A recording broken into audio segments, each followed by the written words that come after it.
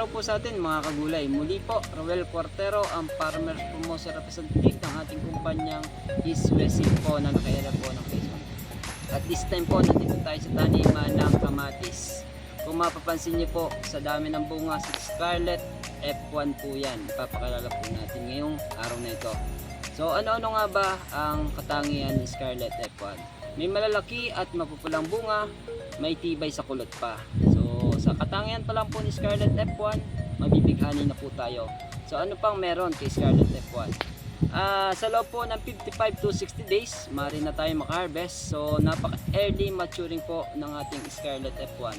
At yung kanyang fruits o yung kanyang timbang ng isang bunga ay tumitimbang po ng 70 to 90 grams. So bumilang po tayo ng 10 hanggang 12 fruits o yung bunga ay may irong 1 kilo na. So kagandahan po doon, mabigat po yung ating Scarlet F1. At isa rin po sa kanya ay maganda po yung shape ng kanyang bunga, malaki at uniform po yung kanyang size pagdating po sa bunga. So kita-kita naman po ninyo na halos pantay-pantay po ang laki.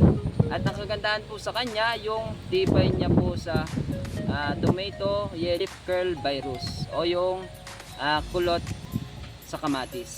So matibay na po ang ating bagong variety ng kamatis, Scarlet F1.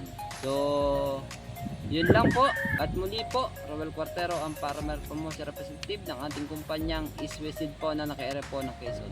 Kung nais nyo po akong makontak, nandito po aking numero 0946-093-9380. Keep safe at happy farming po sa ating lahat.